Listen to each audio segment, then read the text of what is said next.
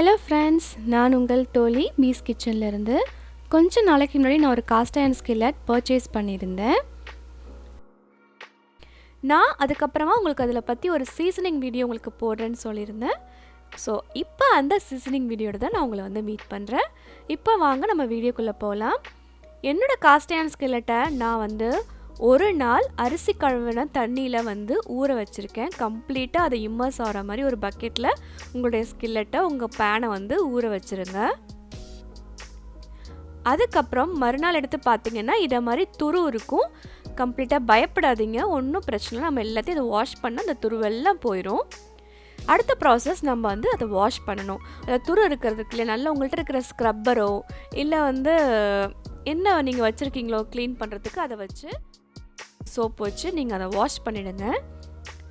கம்ப்ளீட்டாக வாஷ் பண்ணதுக்கப்புறம் அடுத்த ஸ்டெப் அது ஹீட்டிங் ப்ராசஸ். இது 3 வகையில் பண்ணுவாங்க. ஒன்று டைரக்ட் சன்லைட்டில் பண்ணுவாங்க, இன்னொன்று ஓவனில் பண்ணுவாங்க, இல்லைனா ஸ்டவ் டாப்பில் பண்ணுவாங்க. நான் உங்களுக்கு ஸ்டவ் டாப்பில் பண்ணி காமிக்கிறேன். பிகாஸ் நிறைய வீட்டில் ஓவன் இருக்காது இல்லையா, ஸோ அதனால் நான் உங்களுக்கு ஸ்டவ் டாப்பில் பண்ணுறேன். ஓவனில் பண்ணால் கொஞ்சம் ஈஸியாக ஒரே ஸ்டெப்பில் முடிஞ்சிடும். பட் ஸ்டவ் டாப்பில் 2-3 நாள் நம்ம அந்த ப்ராசஸை ரிப்பீட் பண்ணோம். அது கம்ப்ளீட்லி நோ ப்ராப்ளம். இப்போ பாருங்கள், நான் அதை ஹீட் பண்ணுறேன். நல்ல சூடு பண்ணுங்க. உங்களுக்கு தெரியும் அந்த ஆவி வர்றது நமக்கு தெரியும். நல்லா கம்ப்ளீட்டாக ஹீட் பண்ணுங்கள். சூடு பண்ணதுக்கப்புறமா ரொம்ப கேர்ஃபுல்லாக இருங்க. பிகாஸ் ரொம்ப அது ஹீட்டாக இருக்கும். ஏதாவது ஒரு க்ளவுஸோ இல்லை நல்ல கனமான துணி வச்சு ஹேண்டில் பண்ணுங்கள்.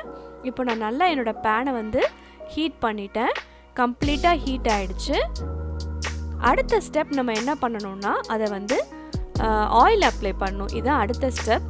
இதுக்கு நீங்கள் என்ன வேணால் யூஸ் பண்ணிக்கலாம். கோகனட் ஆயில், நீங்கள் யூஸ் பண்ணுற குக்கிங் ஆயில், நல்லெண்ணெய், எது வேணால் யூஸ் பண்ணிக்கலாம்.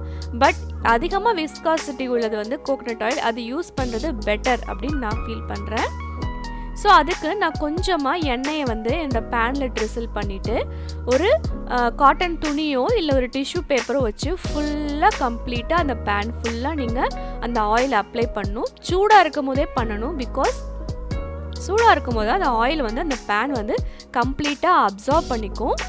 சூடு ஆறி பண்ணிங்கன்னா அதை அப்சார்ப் பண்ணாது. ஸோ நீங்கள் ரொம்ப கேர்ஃபுல்லாக ஹேண்டில் பண்ணுங்கள். ரொம்ப சூடாக இருக்கும் ஃப்ரெண்ட்ஸ். இப்போ நான் பாருங்கள், ஃபுல்லாக அந்த பேன் ஃபுல்லாக முன்னாடி பின்னாடி அதோட ஹேண்டில்ஸ் எல்லா இடத்துலையும் கம்ப்ளீட்டாக நான் ஆயில் அப்ளை பண்ணுறேன். அவ்வளோதான். இதுதான் நம்மளுடைய ப்ராசஸ். இதே ப்ராசஸ் நீங்கள் 2 to 3 days ரிப்பீட் பண்ணிகிட்டே இருக்கணும். திருப்பி இதை ஆயில் அப்ளை பண்ணிட்டு தனியாக வச்சுட்டு மறுநாள் மறுபடியும் எடுத்து ஒரு வாட்டரில் நீங்கள் வாஷ் பண்ணிட்டு மறுபடியும் அடுப்பில் வச்சு சூடு பண்ணி அந்த சூட்டோட மறுபடியும் ஆயில் ஊற்றி நீங்கள் தொடச்சி மறுபடியும் வைக்கணும். ஒரு 2 to 3 days நீங்கள் இதை ரிப்பீட் பண்ணிட்டதுக்கப்புறமா உங்களுடைய காஸ்ட் அயர்ன் சூப்பராக ரெடி ஆகிடும். அது அந்த ஆயில்னால ஒரு மைல்டான நான்ஸ்டிக் கோட்டிங் அது ஃபார்ம் பண்ணிடும். ஸோ நீங்கள் வறுக்கிறது பொரிக்கிறது எது பண்ணாலும் அது ஒட்டாது, சூப்பராக வரும். மேபி நீங்கள் வீட்டில் உங்களுக்கு ஓவன் இருக்குது அப்படின்னா இதே ப்ராசஸ் தான் ஃப்ரெண்ட்ஸ். அதை ஹீட் பண்ணி ஆயில் அப்ளை பண்ணதுக்கப்புறமா நீங்கள் என்ன ஹீட் பண்ணுறது அடுப்பில் பண்ணாமல் ஓவனில் ஒன்ஸ் வச்சுட்டிங்கன்னா 1 மணி நேரம் ப்ரீஹீட் ஓவனில் 230 degree சென்டிகிரேடில் நீ ஹீட் பண்ணிவிட்டு நீங்கள் அதில் ஓவனில் நீங்கள் உங்களுடைய காஸ்ட் அயர்ன் வச்சிடணும். வச்சுட்டு அதுக்கப்புறம் ஆயில் அப்ளை பண்ணி வச்சுட்டிங்கன்னா உங்கள் பாட் சீசன் ஆகிடும். இது 1 time ப்ராசஸ். பட் நம்ம ஸ்டவ் டாப்பில் பண்ணுறப்போ 2 to 3 days பண்ணுற மாதிரி இருக்கும். Completely no problem. ரெண்டுக்குமே ரிசல்ட் சேம் தான் நமக்கு கிடைக்கும். இப்போ பாருங்கள், நான் இதை ஃபுல்லாக அப் அண்ட் டவுன் எல்லா இடத்துலையும் ஆயில் தடவி ஃபுல்லாக நான் சீசன் பண்ணி வச்சுட்டேன்.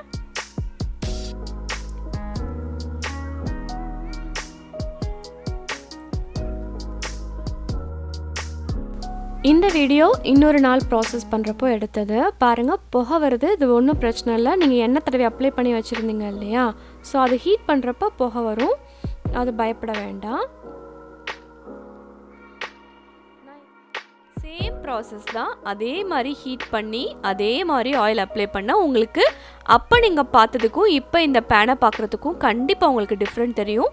சேம் கோகனட் ஆயில் யூஸ் பண்ணி தான் நான் இங்கேயும் ஆயில் போட்டு சீசன் பண்ணுறேன். உங்களுக்கு பார்க்கும்போதே இந்த வீடியோவில் தெரியும்னு நினைக்கிறேன் அந்த சொரசொரப்புலாம் இல்லாமல் எப்படி இருக்குன்னு. அடுத்த கிளிப்பிங்கில் உங்களுக்கு நான் இதில் சமைச்சு காமிக்கிறேன்.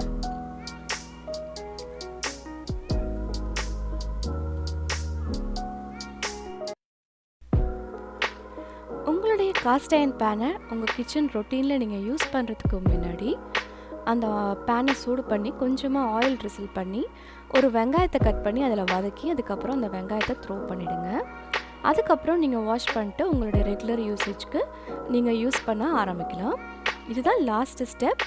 இது பண்ணிட்டிங்கன்னா கம்ப்ளீட்டாக உங்கள் பேன் வந்து சீசன் ஆகிடும். நீங்கள் ரெகுலராக உங்கள் கிச்சனில் இதை யூஸ் பண்ணிக்கலாம்.